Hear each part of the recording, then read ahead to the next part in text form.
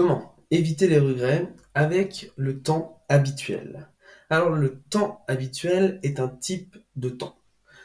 J'utilise ce temps pour déterminer en fait le profil d'un individu que je vais avoir en face de moi. Ce temps oppose un autre type de temps et on imagine une ligne au milieu où on va déplacer un curseur de droite à gauche. En fonction d'où va atterrir le curseur, eh bien, on va avoir le profil en question.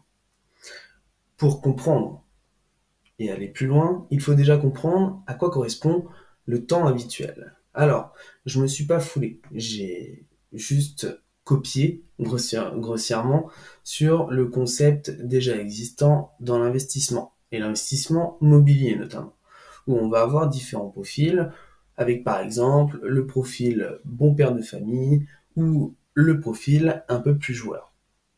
Connaître le profil d'un individu pour aller plus loin, c'est le commencement. Et c'est pour ça. Alors, le temps habituel est strictement lié aux habitudes. On peut facilement le deviner.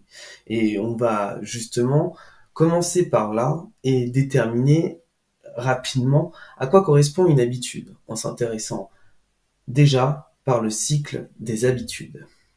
Mais avant d'aller plus loin, j'aimerais que tu me dises dans les commentaires ce que tu penses de cette vidéo, si elle te plaît, ce que je peux améliorer. Alors on se retrouve sur le cycle des habitudes directement sur l'écran. On retrouve donc ce fameux cycle avec 3 composantes distinctes. On va avoir le déclencheur, celui qui va lancer l'habitude.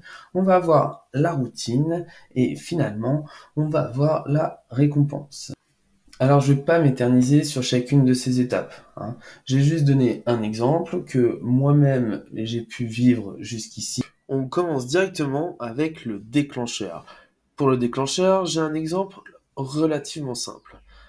À une époque, j'ai pris du poids et j'ai pris la décision de perdre ce poids et j'ai dû perdre jusqu'à 25 kilos. J'ai passé la barre des 100 et je suis arrivé à 105 kilos. Une des mesures que j'ai prises lorsque je faisais mes courses, de supprimer tout ce qui pouvait me distraire d'un point de vue alimentaire. Je m'explique.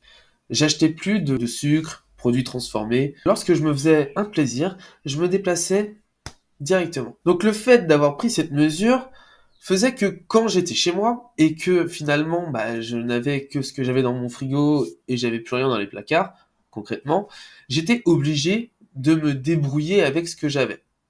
J'ai donc appris à cuisiner, je me suis adapté et c'est en grande partie grâce à ça que j'ai pu maigrir. Là où à l'origine j'allais dans mon frigo pour me faire un sandwich avec du fromage, je n'avais ni fromage, ni beurre, ni pain. Donc, à la place, je devais trouver une autre solution. Alors, l'exemple que j'ai pour la routine me fait penser à une toute nouvelle habitude que j'ai mise en place il y a pas longtemps. J'ai aménagé il y a pas longtemps dans mon nouvel appartement en colocation. Et j'ai développé de nouvelles habitudes. Nouveau logement, nouvel environnement, nouvelle habitude. C'est logique. Parmi celles-ci, il y en avait une qui était mon café dans le canapé. Je prenais mon café, je me faisais mon café tous les matins, je me servais mon café, hop, je me mettais dans le canapé et je me posais. Et j'appréciais mon café. À cet ensemble d'habitudes, j'ai ajouté juste le fait de croiser les jambes, de me tenir droit et de me concentrer sur ma respiration. La méditation en fait. J'ai donc ajouté une habitude intéressante à ma routine quotidienne. Alors, j'avoue avoir eu des difficultés pour trouver un exemple au niveau de la récompense. Pour ça, je vais parler de l'époque où j'étais un fumeur. J'ai arrêté de la cigarette du jour au lendemain. Et l'une des grosses difficultés que j'avais, c'était ce manque de nicotine. Pour pallier à ce manque de nicotine, je visualisais simplement l'époque où mon entourage me regarderait avec respect. Parce que, oui, Tony, t'es déterminé, t'arrêtes de fumer du jour au lendemain. Et ça me donnait une satisfaction supérieure à celle que j'imaginais avec cette dose de nicotine. Pour être très concret, j'avais plus d'intérêt, pour moi, sur l'instant T, d'avoir de la reconnaissance plus tard, que d'avoir ma nicotine plus tard. Alors, super, on a fait un point sur ce que représente une habitude, et notamment le cycle de l'habitude, avec notre déclencheur, notre routine et notre récompense. Mais c'est quoi le temps habituel finalement? Eh bien, le temps habituel, c'est justement ce cycle que je viens mettre à plat. Quand on regarde ce schéma, on va pouvoir voir que on va avoir un déclencheur, une routine, une récompense. Et surtout, une temporalité entre le déclencheur et la récompense. Et c'est ça, le temps habituel. En fait, les habitudes se mettent bout à bout souvent. Et notre quotidien en est constitué tout le temps. D'ailleurs, certaines études ont été démontrées que notre quotidien est constitué jusqu'à 95% d'habitudes.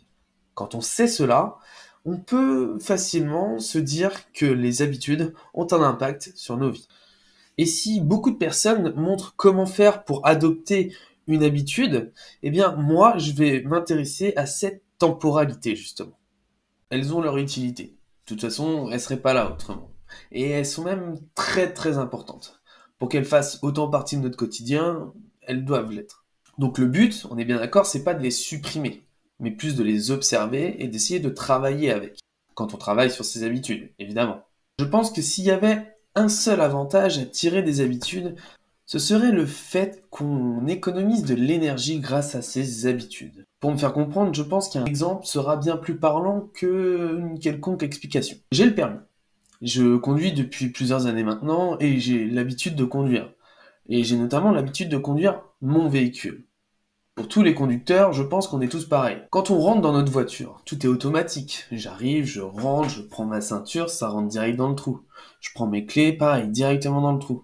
Je vais avoir ma main qui va aller directement sur le levier de vitesse ou l'embrayage. Toutes ces choses se font naturellement parce qu'on a l'habitude de conduire avec notre voiture.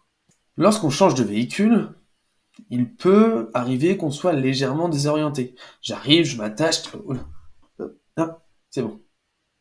Je prends les clés, faut que je regarde. Ah, pouf, là, tac, ok. Alors, je sais, ça paraît léger, et c'est pas si énorme que ça.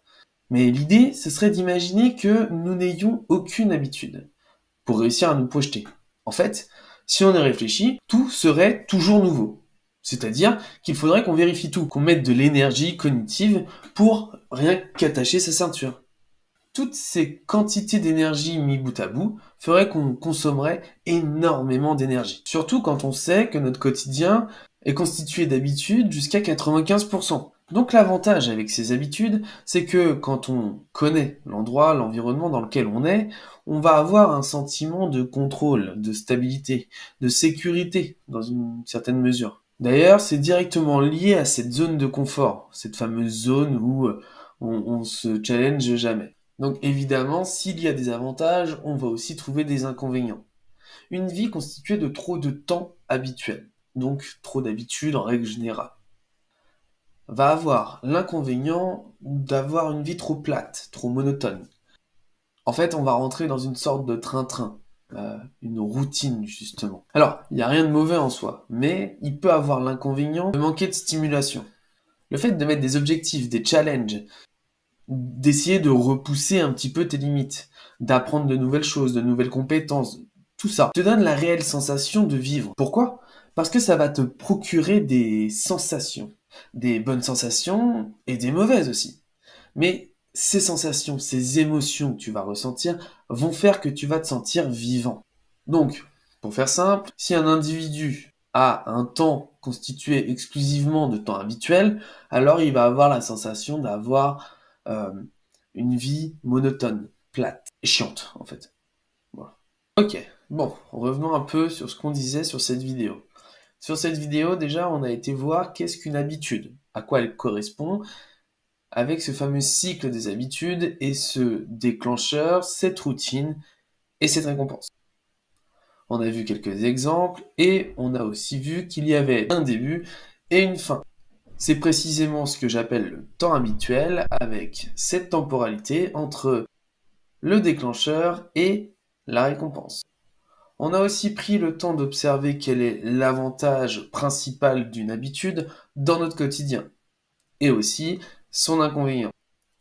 On a donc compris que ce temps habituel, qui est l'opposé du temps ponctuel, est indispensable pour comprendre dans quel profil se trouve un individu. L'idée, c'est qu'on puisse jouer de gauche à droite, du temps habituel au temps ponctuel.